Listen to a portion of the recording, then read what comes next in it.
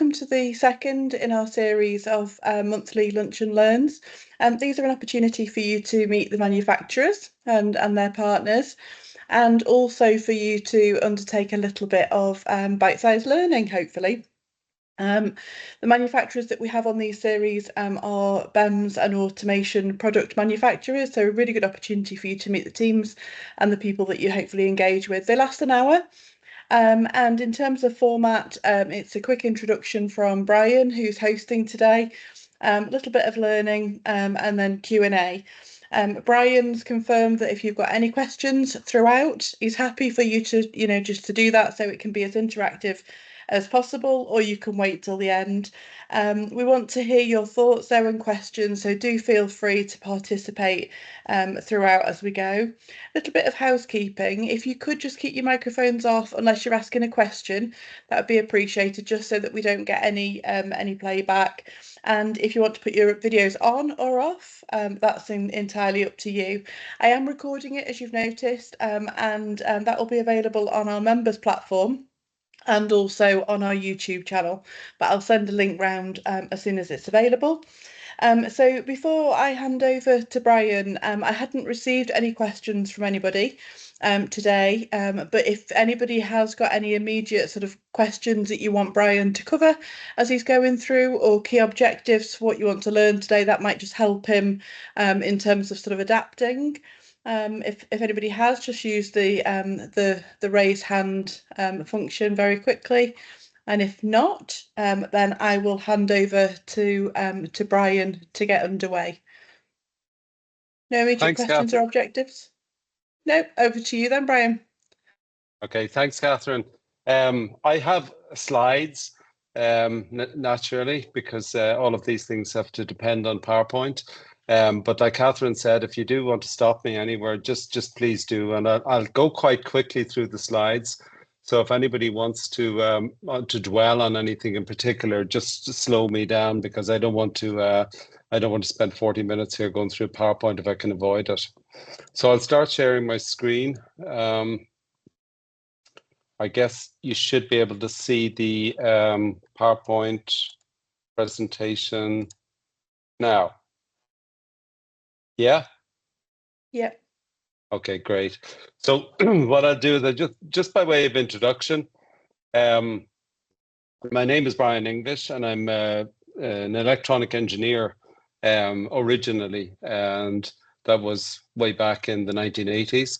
And briefly, I did a number of years as VP of Sales and Marketing at one of the Emerson companies in Europe. I was CMD of the XP Power Group, which is a UK London listed company. And I've been at Reliable Controls as the EMEA Business Development Executive since 2016.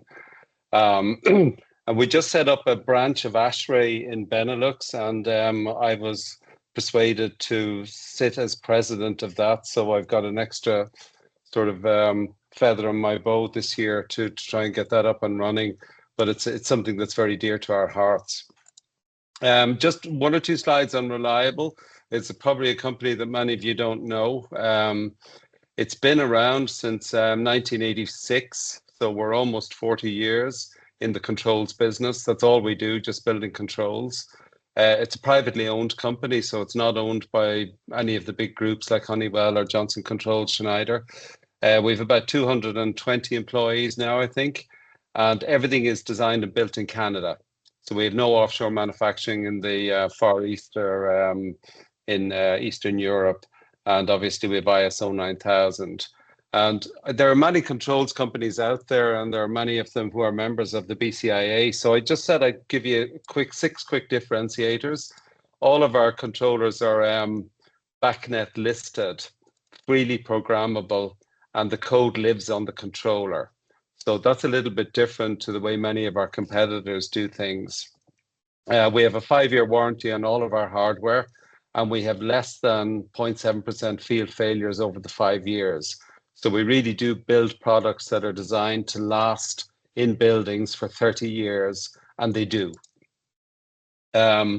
We have 39 years of backward compatibility, meaning that the products that we built in 1986, 1987, 1988 will still work with the newest products that we have developed today. And I'm not sure, but I believe we're unique among BMS controller manufacturers in that respect.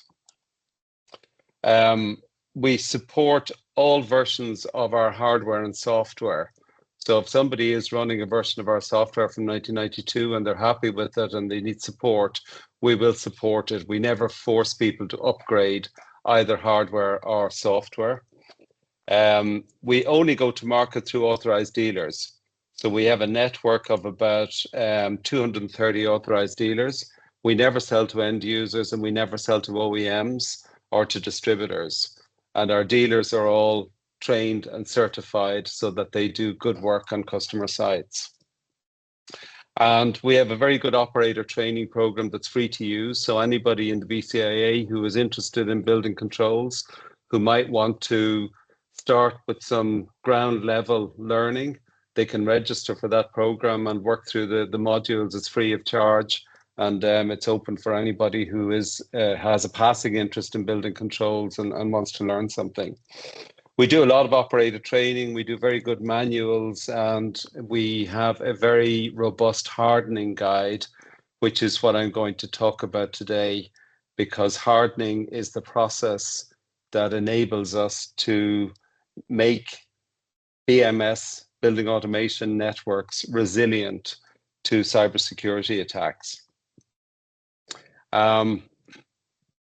The built environment is really what we consider to be man-made surroundings for human activity. So it consists of people and property, and it ranges from, a single building to a university campus or a very large hospital with departments thrown around a huge site. So when we talk about the built environment, we're talking about assets that are crucial to the survival and success of modern organizations. And building automation is quite interesting because if you go back 50 years, building automation was a standalone thing. Modern facilities now have very complex mechanical and electrical systems. And building automation is the process that uses networks of microprocessors and sensors to monitor and manipulate those systems.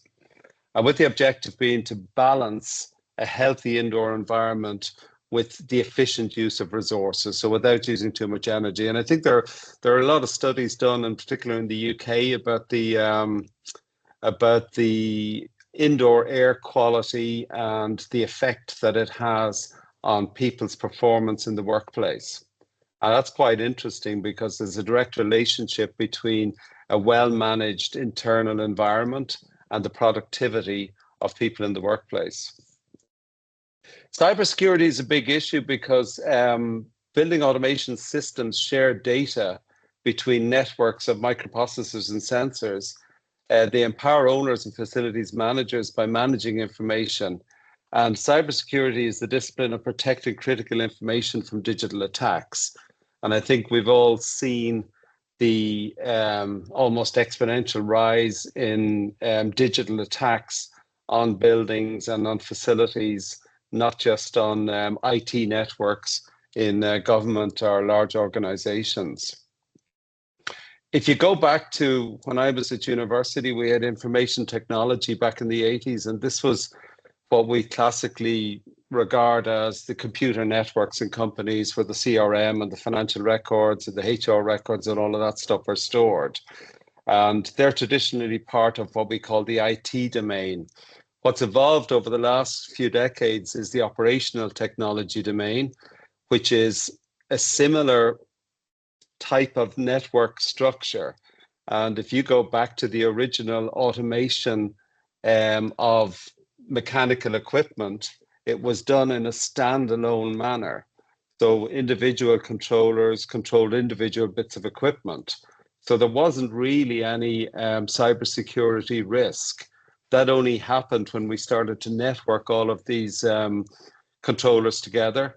And suddenly we had networks of mechanical equipment and IT networks. And in the beginning, people didn't really take a lot of care to separate those two. And I think we're living with a lot of legacy problems from those kind of early infrastructural decisions. So IT protection schemes are based on already established security controls in building automation.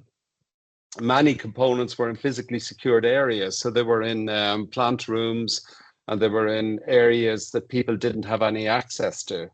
And because they weren't networked, there was really no security risk. And the Washington Post a few years ago, they did an interview with a well-known operation and technology manufacturer. And the few findings that came out of it that were interesting were that few people gave much thought to the security of commercial control systems on the internet. So people were, they're very focused on their IT systems and their CRM, but they weren't always thinking about the vulnerability of the automation systems. They felt attacks were unlikely and generally assumed the control systems were buffered by their obscurity. Control systems for air handling units, for chillers, for fan coil units, they're not really sexy. People don't expect hackers to find a lot of valuable information in there. So a lot of the time, companies just leave that to risk.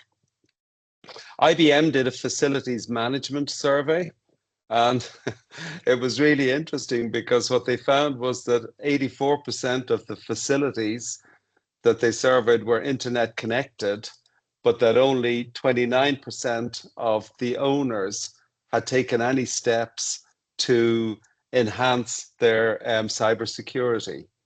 So there was a huge disconnect between the level of awareness of the risk and the number of people whose facilities were connected. Is there a reason for concern? Well, yes, there is a reason for concern because the principal security threat in OT systems is coming from people who, by accident or design, modify a device's configuration or control parameters. So people very often who don't know what they're doing, and I think anybody who's in the call who's been in a facility with a building automation system has probably had experience of facilities managers who take equipment off the program and manage it manually. And we have a thing in our software called a manual points report that allows us to see all of the points in a building that are no longer being managed by the programs in the BMS. And it's normally the reason is because the facilities manager doesn't really know how to use the BMS. So they need lighting on, they need an extract fan on, they need more heating, the water in the swimming pool is too cold. So they go to manual and then they interfere with the system. So there's a lot of risk associated with doing that. And unauthorized access could be used to exploit operating information like occupancy schedules, cause tenant discomfort, interrupt facilities operations, contribute to equipment or facility damage. And the effects of a cybersecurity event could really cause a lot of interruption to mission readiness for a business. So if, for example, you're living in an area that's got high humidity, high temperature, and the air conditioning isn't working, that's definitely disruptive to the business, and it could take several days for a business to recover from that. There could be financial loss. There could be environmental destruction, particularly in facilities that are handling chemicals, sewage, places that are handling emissions that you don't want to allow into the atmosphere. There could be risks to human health and safety.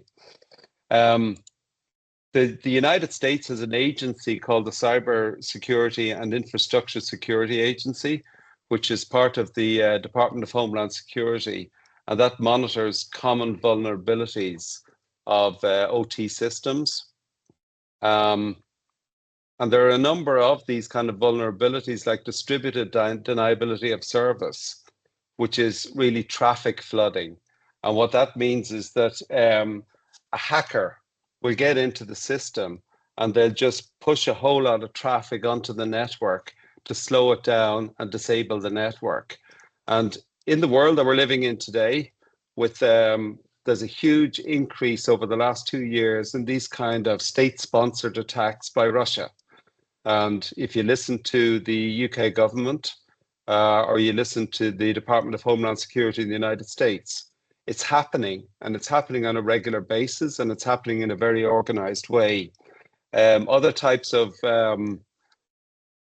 cybersecurity threats are coming from malware, where you disrupt a company's or a government department's operation. You cause a data leak and you deprive access to the people who should be using those systems.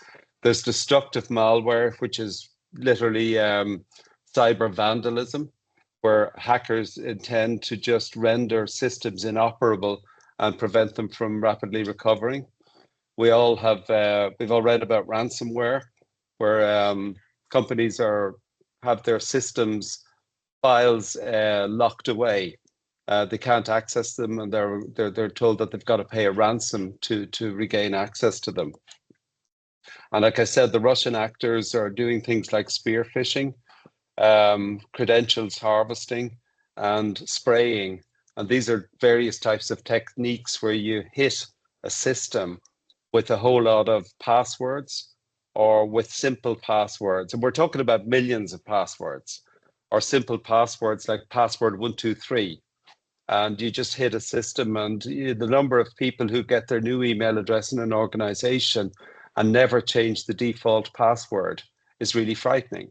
And it's very easy for people with malicious intent to get into a network, and whether it's an IT network or whether it's a BMS network, if it's left vulnerable, they can do a lot of damage.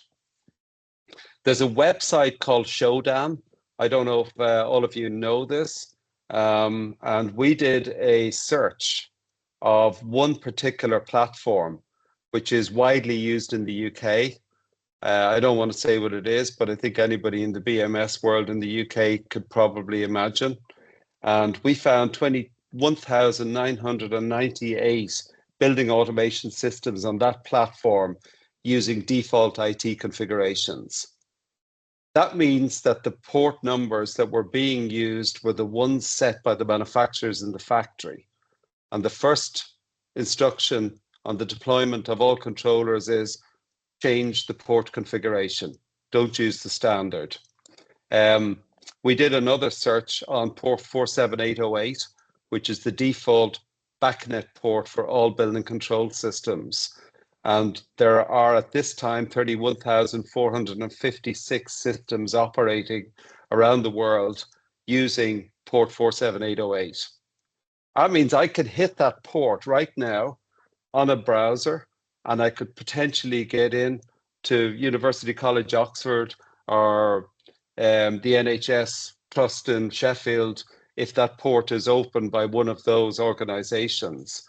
So it's a huge risk, and it's something that we really need to take much more care over when we're deploying BMS systems. So who should be concerned? I think everybody should be concerned. Everyone involved with or influenced by the automation of the built environment ought to be concerned about this. So that's engineers, system designers, manufacturers such as us, vendors, contractors, systems integrators, technicians, everybody who has something to do with the automation of buildings. There are 6 or 7 ways that we can address these risks. There's a list here of different standards, and these are all US standards, the NIST, but I have put the equivalent UK standards underneath. So, for example, the UK is still using the ISO IEC 27001 and 27002 for information technology security. So I won't go through the whole list, but there's a good library of standards issued by the NCSC in the UK for different branches like consumer electronics, IoT connected devices, and industrial automation devices.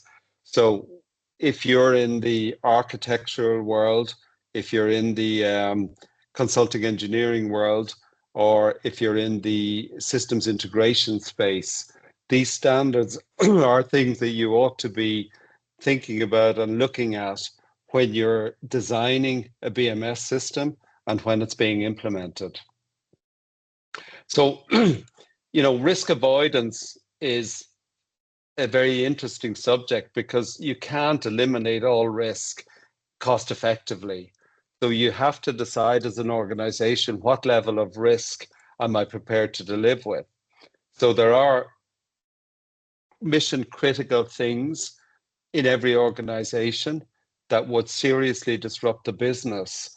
And I think those things are probably non-negotiable in terms of removing the risk. And there are other things which you may consider as an acceptable level. In the USA, there are 43,000 road traffic accidents, 120 a day, and people there think the driving is an acceptable risk. The purpose of the building control system is to maintain confidentiality, integrity, and availability of data during the use, transmission of storage through 5 phases. So you have to look through it in the design phase. It has to be designed into the system from day one. Vendor hardening means asking for hardening guidelines as a qualification. So making sure that the vendor of the control system and of the components that are attached to it has a hardening guideline and understands the risks. Ensure that the guidelines then are followed during design and configuration and after commissioning. Network integrity is important. Disable direct unmonitored internet connections. So people walk into buildings and they're allowed to connect their telephone to the Wi-Fi network. I went to a school recently in Bristol, near Bristol in Bromley Heath, and I wasn't allowed to even carry my phone with me in the school because they were paranoid about security. In the BBC, it's not allowed for anybody to plug in anything that they bring into the building that hasn't been approved by the BBC into a main socket. So there are companies and organizations who take this very seriously, but equally there are companies where you can go in and they'll just give you a password and allow you to get onto their network with a foreign device. We recommend not breaching firewalls and using non-standard ports, so changing that 47808 or whatever port is being forwarded. And this is really important. The number of applications that I've seen where the building control network sits on the same server and the same network as the IT network is staggering. And if you get in through the BMS and you can easily step over onto the IT network, you can get full access to all of the company's CRM system, financial records, and all the rest of it. So there really ought to be two separate networks in a building, one for the IT and one for the BMS. And building security has to be designed into the building architecture. It's like quality in products. You know, you can't fix it afterwards. It's got to be designed in. Encrypt credentials in transition and storage. So, you know, don't send login credentials and passwords by email. They ought to be encrypted and whenever they're being transmitted or stored. And all OT data should be encrypted. So we shouldn't be connecting remotely to buildings using unencrypted networks or connecting over Wi-Fi and stuff like that. It's dangerous. And open protocols are great for integration, but they leave us with vulnerabilities. BACnet is an open protocol, but it does offer secure connect. And the way it works is it uses a WebSocket protocol called with TLS. And what happens is you set up the remote access software on a secure server, and the building connects to that server, and the person who needs to connect to it connects all to that server. So there are 2 outgoing connections into a secure server, and that way you don't have to punch through the building's firewall, and you don't have to compromise the security of the building. And resilience and recovery, you know, there ought to be accountability. There should be somebody responsible for this or people responsible for it. With the support community, there should be an inventory of all the assets on the BMS. There should be regular system audits and there should be a response plan. In the event that we do have a cybersecurity event, how do we respond to this? And do we have backups of all the critical data that we'll need to make a full recovery? Authentication is important. Like I said, disable public users. Everybody should have unique credentials. There shouldn't be access to the BMS through catch-all info at email addresses. There should be unique credentials, preferably with two-factor authentication. And the principle of least privilege. We have one site in the UK. It's a very large hotel and spa.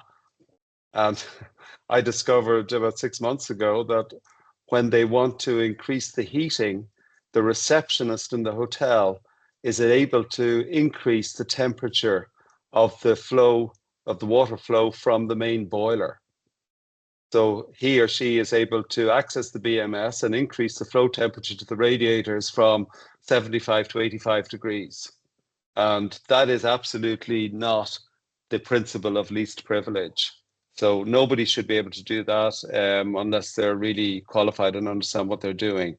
There should be robust password management. Everybody should have password access at the right level. And there should be auto sign-off, so somebody can't walk away from their terminal and stay logged in, and a half an hour later, somebody else comes along and does something. Machine security is important. Hardening of IT-connected hosts includes things like servers, workstations, routers, control devices. These are all points in the network where somebody could access it and cause a problem. And vendors, the operating system that the control system uses, all of the applications. We shouldn't be just, randomly downloading applications from the internet to connect LoRaWAN or Wi-Fi devices. These applications should be really tested and tried and make sure that they're not vulnerable. And there should be ongoing maintenance. So keeping, assets patched and up to date, all that kind of stuff. And there are external factors as well. I mean, I don't know how many of you have seen things like this when you walk around an office, where somebody has stuck the passwords for various networks or websites posted on the front of their screen, or they have them written down and they go home at night and leave them on the desk in a book in the office. Things like that are, just unforgivable. So there has to be accountability. Physical security is important. Training is important so that people understand it. Where? It's pretty much everywhere. Every building now of any significance has some level of automation that is networked. And that means that building ought to have resilience built in to avoid cybersecurity attacks. And it should be 24/7, 7 days a week and 52 weeks of the year. There's no time when this is not relevant. Is it scaremongering? Are we sort of, waving a flag and telling people that it's very dangerous and where it really isn't? I don't think so. I think in 2022, I think we saw about a 25% increase in vulnerabilities. That's not attacks, that's in vulnerabilities. But with the uncertainty that there is in the world right now and the kind of things that are going on, I think it's very easy for people who want to cause problems to get into BMS networks. There was a building in Finland, a large residential building, hacked during the winter, and it took them 36 hours to restore the heating. And I don't know if you've ever been to Finland, but the winter in Finland is hard. And if you have a residential building full of apartments with no heating, there's a risk to, health and safety, and there's a huge cost associated with restoring it. That's all I've got on cybersecurity. I went through that pretty quickly. So if anybody has any questions, please feel free to ask.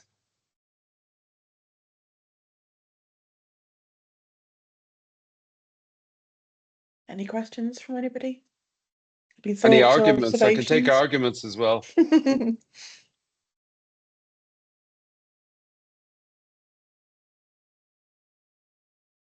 Steve?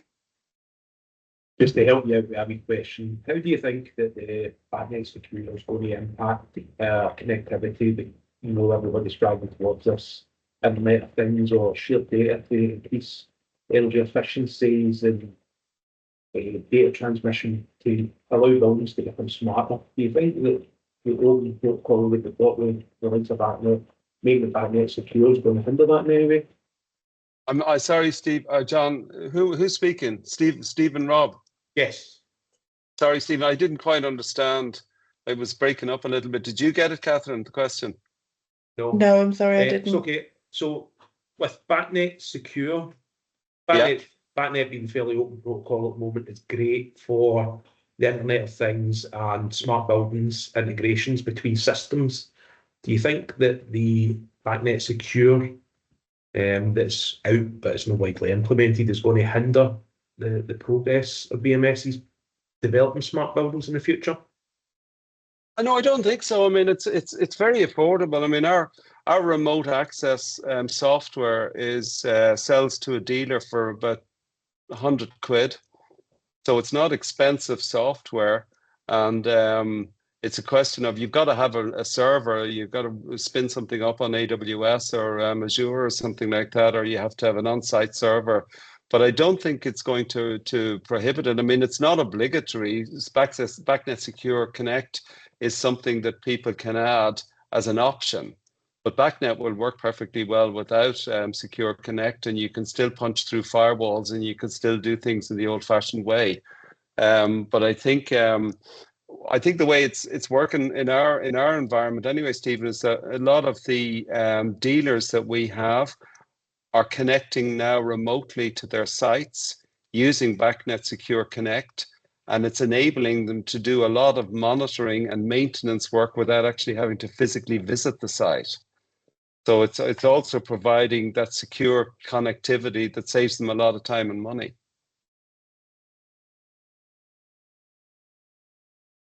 Perfect. Thank you very much. Hi, this is Niran. I have a question. So how do you make legacy systems secure? So most of these legacy systems don't even have drawings or network architecture drawings. So how do you make them secure? Do we need to change them to newer systems? What I would do, I think in a lot of situations, if you've got a system that's running on a local area network, you can put a controller that is securely connected remotely to the outside world and put that as a master controller. And then you can run a BACnet Secure Connect on that to the outside world. Are you talking about, is that what you're talking about, connecting a legacy system remotely, or are you talking about within the local area network that it's sitting on? Within the local area network that it's sitting on. I think there are a lot of things you can do locally then with that kind of password management and security things, because you got to remember, I mean, if it's on a local area network, the only way somebody can access that externally is through a router and an external IP address. So if you make that connection secure and you make sure that your router is secure, then your internal local area network is secure from outside attack. Now, when you go inside the company, you could have hundreds of people potentially with access to that locally. And then I think you're into a training situation, you're into password security management, credential management, maybe two-factor authentication, auto sign-off, all of those kind of disciplines. And the biggest one I find is too many people have access to the BMS network and access at the wrong level. So it's easier to just say, look, these 20 people need access, give them everybody access to everything. That's an easy decision rather than saying, no, Catherine should have access at one level, Karen should have access at level 2, Jason at level 3, and Sarah Jane at level 4. And doing that work really, really helps to raise people's awareness of, how sensitive these systems can be. But it also stops people doing things that they ought not to be doing because either they don't understand it or they're not authorized. Great, thank you. And I have another question. This is more for like personal development. How can someone start off their cybersecurity journey? So I am a building controls engineer. So how do I start off with learning cybersecurity? I think you could That's a good question. I think you could probably find some good cybersecurity learning at a lot of these manufacturers. Why don't you ping me directly? Be English at reliablecontrols.com, and I think we probably have some online learning that I could give you access to, and that would certainly set you off on the right direction. Sure. Thank you so much. You're welcome.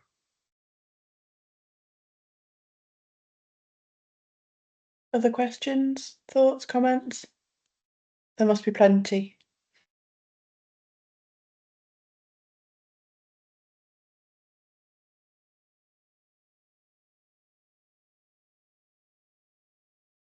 I think it's quite shocking with regard to the number of systems that are in the default position in terms of, I mean, that is, yeah.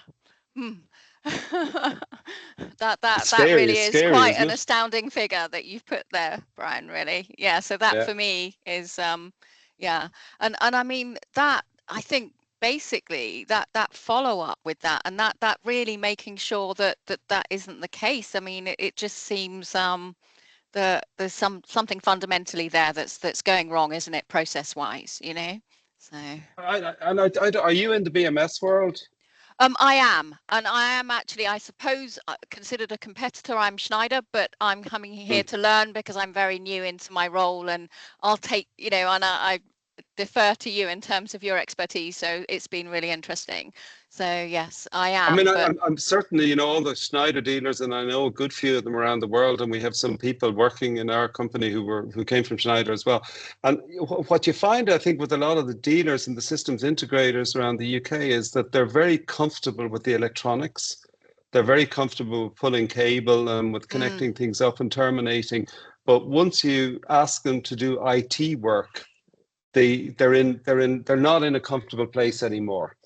And if you say to somebody, look, the default port on a controller is 47808, pick a number, give it that number and use it, they're afraid that if they do that, that the whole system will stop talking to other parts of the system and stuff. And I know this for a fact because I've sat and I've watched them do it. And I said, when are you going to change the 47808? And then they say, oh, do I really have to? Yeah. So maybe it's a kind of there's maybe a gap in learning, and there's a mindset change and a shift, isn't there, between maybe some of the installations that are taking place and where we need to be with that in terms of cybersecurity. Yeah. I think a lot of people too just don't regard it as a serious threat. They just don't think anybody would ever be really interested in hacking a building's automation system. Yeah. But they do. Yes. They hacked the water purification plant in some part of Florida a couple of years ago. Do you remember that? And there was a whole region of Florida without potable water for 2 or 3 days. And it cost millions of dollars to fix it and, to start everything up again. And somebody just did it for fun. They didn't do it for ransom or anything. They just did it because they could. Yeah, that's even scarier, really, isn't it? Thank you, Brian. Thank you. You're welcome.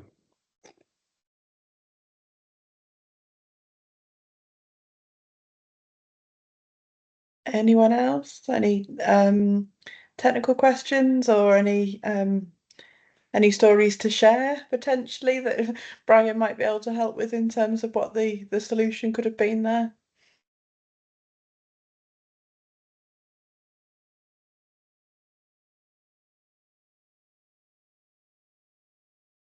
No?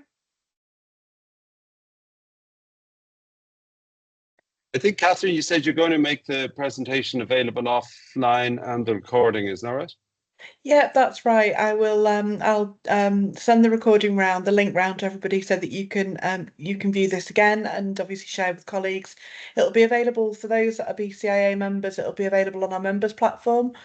So I'll send you the link to that because that's just always there. Saves you holding it locally, and you can also access it off our YouTube channel. So if nobody's got any other questions or comments, at the same time, Brian, if it's okay, I'll share your email address. So if anybody wants to make contact with you, they can do, and they can follow up. Yeah, all that remains is really for me to thank everybody for joining.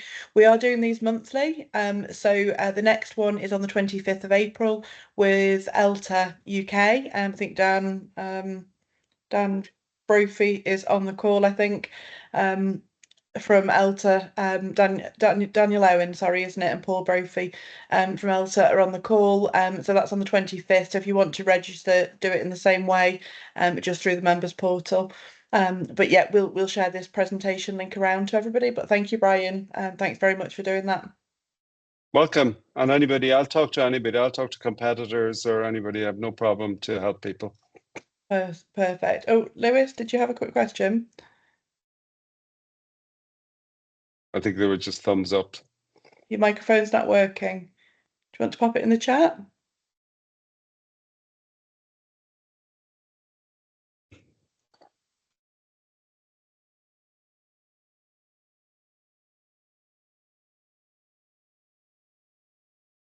Okay, well, thanks everybody, and thanks Catherine for the opportunity to meet the crew, and I hope to see you all soon in the UK in person at one of these breakfast meetings. Just before you go, Brian, so the question from Lewis: what courses are available to further study in this field, if you're aware of that? I'm not. I'll look into it though. I'll find out, because we have a lot of people working on this, so I'll find out what's available, and I don't know, maybe I can just post it on LinkedIn or something, because I think I've connected with everybody in this group. Great. Okay, that's perfect. Lewis, we'll come back to you if we can find that information out. Okay. I like the little notes. Brilliant. All right then. Thanks ever so much, Brian. Really appreciate it. And thank you to everybody else for joining. All right, folks. Thanks. Take care. Have a good weekend. Thank you. Thank you. Bye-bye. And you. Bye-bye. Bye-bye. Bye. Thank you.